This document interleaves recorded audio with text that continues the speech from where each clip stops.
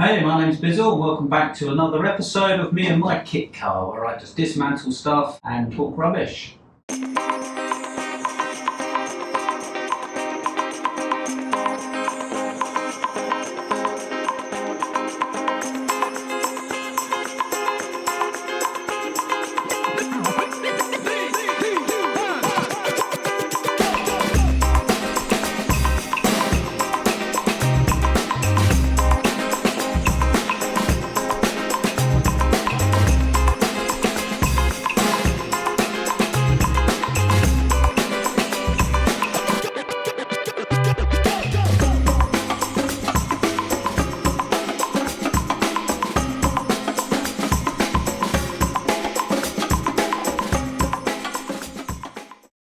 Welcome back for another episode where we're going to get the supercharger off, up to UK superchargers. We're going to get it refurbished, rebuilt, upgraded to Gen 2 spec on a C3094, and we're going to get it T2 upgraded. More boost, more power. Whoop whoop.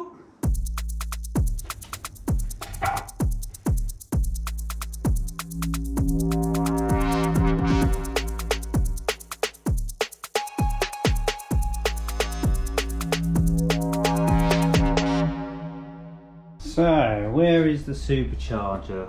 That's the supercharger down there. What we need to do is get this sussy bar off across here. This is the catch tank for the road trek, so this is going to need to come off. 2 oil feed lines for the supercharger, and then it should just come off nice and easy.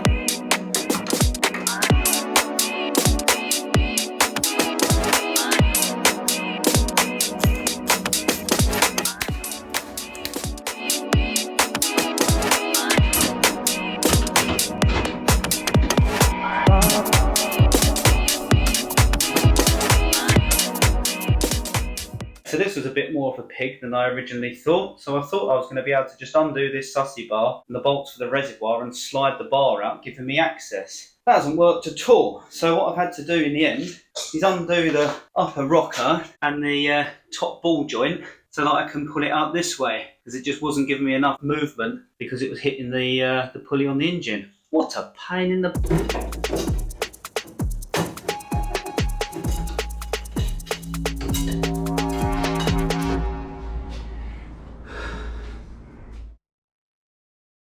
Relatively conventional setup here. Road treks, engine, crank, tensioner down here. So we just need to undo that and loosen it off with the Allen key bolts.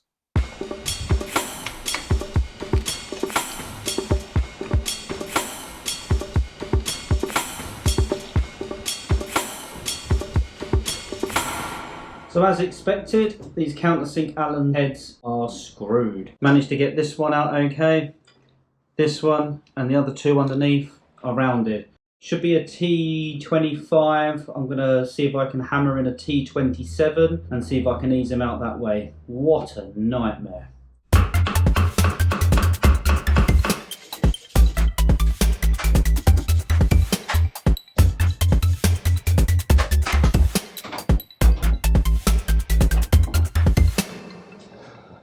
So I managed to get these bolts finally out. It's absolute pain in the end. Look at the state of that. This is a 4mm Allen key which needs to go into here. And these are just like toffee, just rounded straight off. So that would normally be a T25 which would go into that. But the T25 is obviously the same size as the bit that's rounded off. So it just rattle around and spin inside there as well. No good at all. So you have to whack a T27 in to get that to work. So just a little tip there. You whack that in as far as you can, the T27, with a metal hammer until that hones down. You see also I just use a little bit of pen just to mark how deep it goes, and it scratches the pen off. So that just allows me to know that I've hit it all the way home.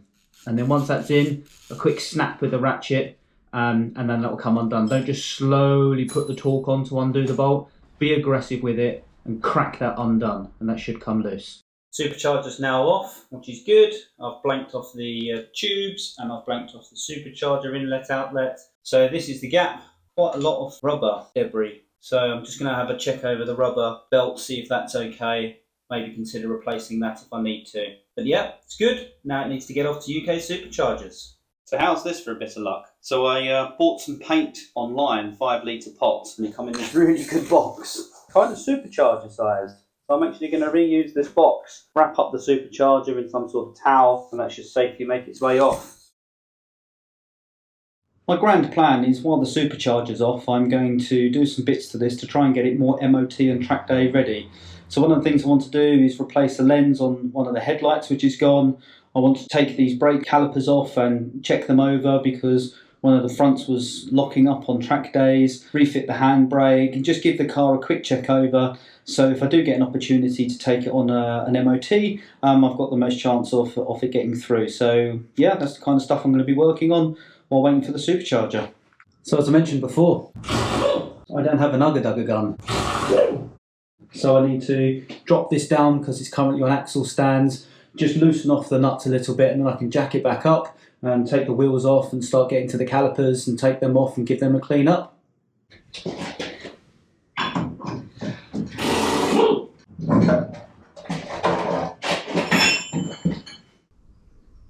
Now it's going to round off that. Hark, I hear the heat gun is out because I can't get the braided lines off the calipers. So I'm going to put some heat on and then should be able to get them off. Let's see how it goes.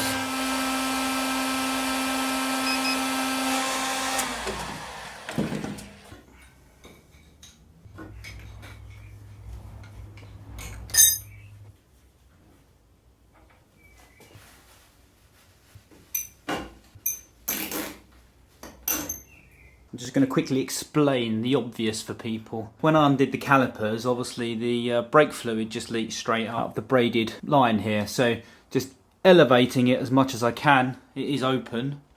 And then just a bit of tissue just to stop any particular run. And then cable tie it up so it's above the brake master cylinder over there. So because it's just higher, it means it doesn't leak. So that's why this is sitting like here. So, and I'm not worried about the brake fluid going off at the top here because it's a tiny little aperture. It's not been like it for a huge amount of time. And to be honest, I'm going to probably bleed this whole system anyway. So it doesn't matter if the brake fluid has gone off. That's why you've seen these random bits of wood with these random bits of tissue. I always wind my kids up with when I get parcels. I'm like, oh, it's always something exciting. They go, it never is, it never is. Ooh, air duster today. Let's go.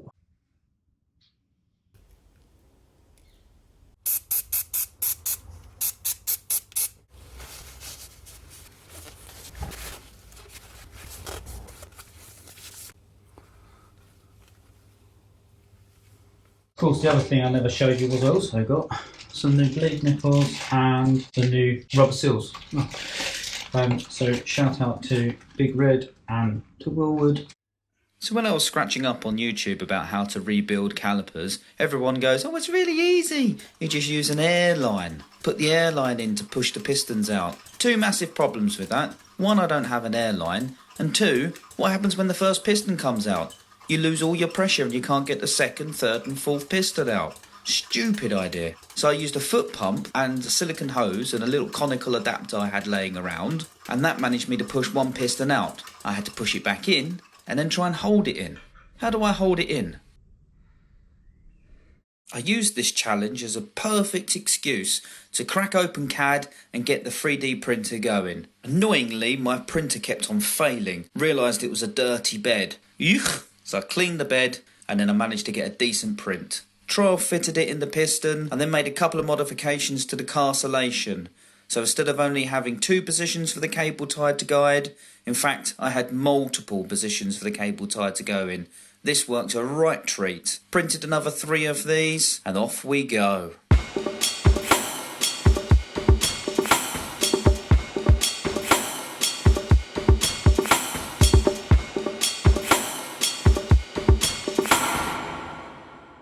Thinking about it, I might set up a tea and biscuit shop. I could sell these for anyone who doesn't have an air compressor and just has a foot pump. You could buy a little piston removal kit.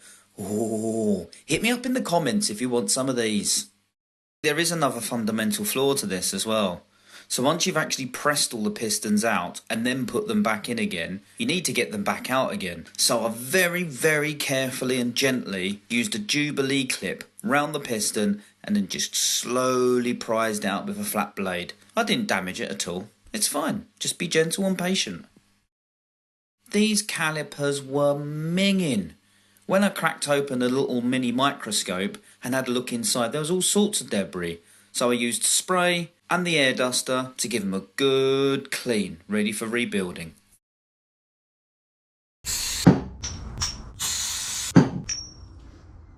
Greased up my seals, put them in. Greased up my pistons and put them in. I actually read the instructions, checked the torque and put the new bleed nipples in.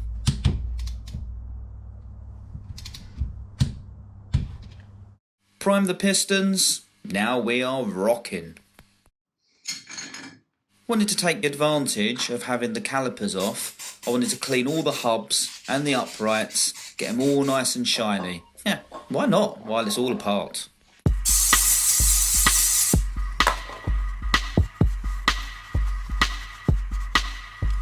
Should have done a before shot, Schultz. I should have done a... Ooh, look how dirty it was before, look how clean it is now. Didn't do that, did I? That's how you get the good shots in it. That's how you get the good shots.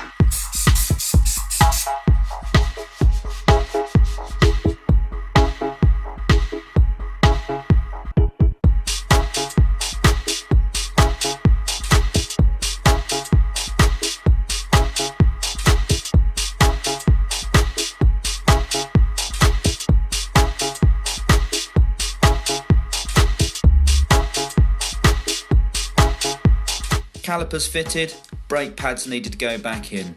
Little bit of copper grease on the back and any part that's a sliding contact fit. I don't want these squealing, I don't want these binding. So copper grease on, slide them in and then the fixing bridge bolt goes in afterwards.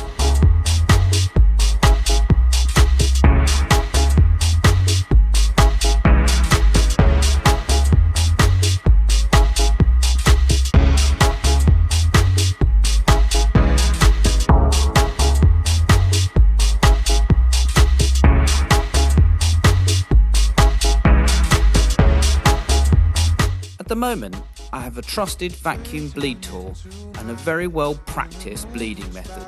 Just make sure the reservoir is topped up, undo the nipple and suck. Now I'm crying again. This has its flaws though, especially when the inline reservoir is on its side and floods the hand pump. But I don't wanna be. Patience and persistence will get the system air free. I'll do it all again from the back furthest corner all the way to the front properly at a later date. I just want to get these calipers on and done. I don't wanna be alone tonight. So the Supercharger is now off, making its way up north to Supercharger Repairs UK, where we're going to meet Dave in a future episode. And that bolt, yeah, that was a pain, that alternator bolt. That's going to pop up in the next episode or two as well. What else is happening? Am I going to be kicking the tyres of a supercar? Am I going to be sniffing some petrol with some of my channel subscribers? Yeah, I am.